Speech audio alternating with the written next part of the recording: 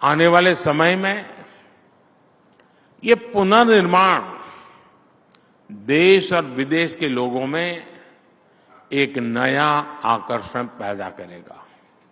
साथियों, आजादी के बाद जो सरकारें रहीं, उनमें देश की ऐसी विरासत को बचाने की ना सोच थी और ना ही राजनीतिक इच्छा शक्ति थी।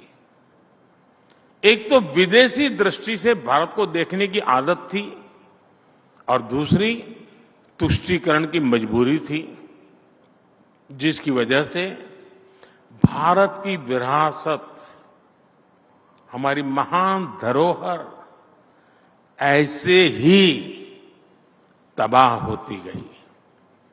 अतिक्रमण, अस्वच्छता, अव्यवस्था, इन सभी ने हमारी विरासतों को घेर लिया था।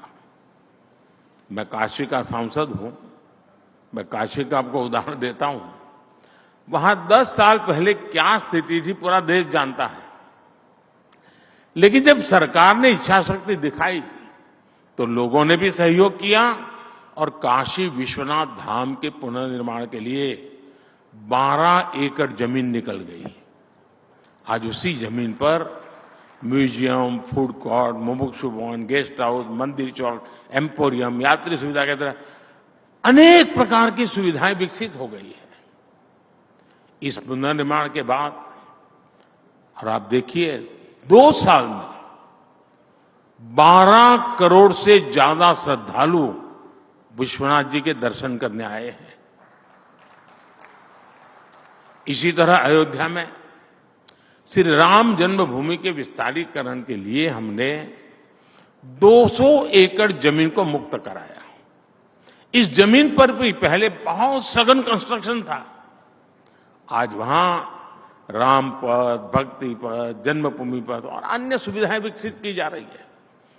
अयोध्या में भी पिछले 50 दिन में 1 करोड़ से ज्यादा श्रद्धालु भगवान श्री राम के दर्शन कर चुके हैं।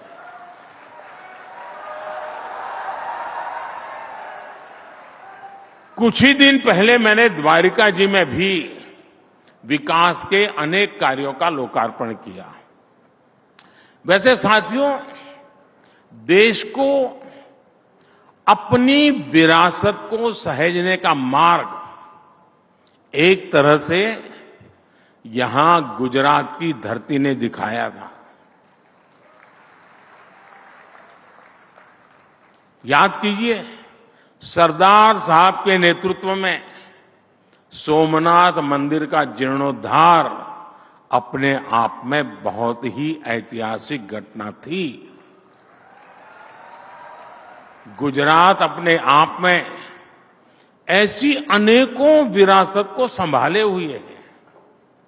ये अहमदाबाद शहर वर्ल्ड हेरिटेज सिटी है। रानी की वाव, चांपानेर और धौलावीरा भी वर्ल्ड हेरिटेज में गिने जाते हैं। हजारों वर्ष पुराने पोर्ट सिटी लोथल की चर्चा दुनिया भर में है। गिरनार का विकास हो, पावागढ़, मोढेरा, अंबाजी, ऐसे सभी महत्वपूर्ण स्थलों में अपनी विरासत को समृद्ध करने वाले काम किए गए हैं।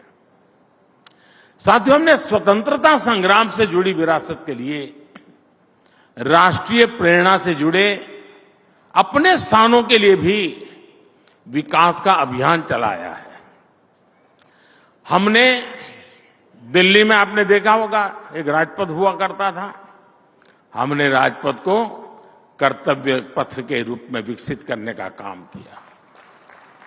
हमने कर्तव्य पथ पर नेताजी सुभाष चंद्र बोस की प्रतिमा स्थापित की। हमने अंडमान निकोबार द्वीप समूह में स्वतंत्रता संग्राम और नेताजी से जुड़े स्थानों का विकास किया, उन्हें सही पहचान भी दी। हमने बाबा साहब आम्बेडकर से जुड़े स्थानों का भी पंच तीर्थ के रूप में विकास किया।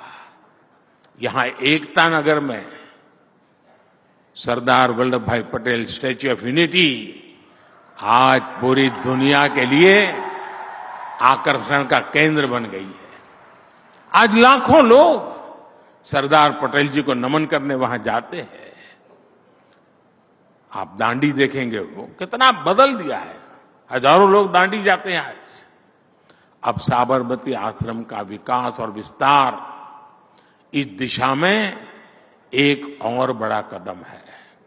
साथियों, भविष्य में आने वाली पीढ़ियां यहां इस आश्रम में आने वाले लोग यहां आकर ये समझ पाएंगे कि साबरमती के संत ने कैसे चरखे की ताकत से देश के जन मन को आंदोलित कर दिया था, देश के जन मन को चेतनवंत बना दिया था, और जो आजादी के अनेक प्रवाह चल रहे थे उस प्रवाह को गति देने का काम कर दिया था। If you like the video, do like, comment, share and subscribe.